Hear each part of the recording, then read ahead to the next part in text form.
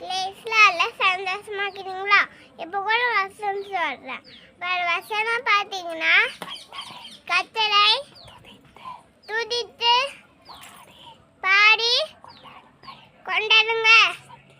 சங்கீதம் 147:7. ஆமென்.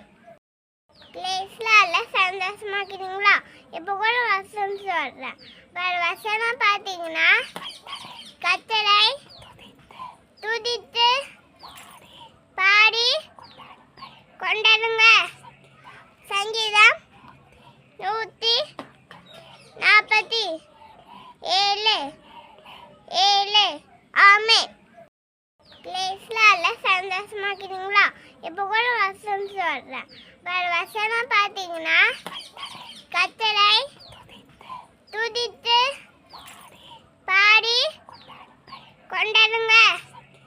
சங்கீதம் 147:7. ஆமென்.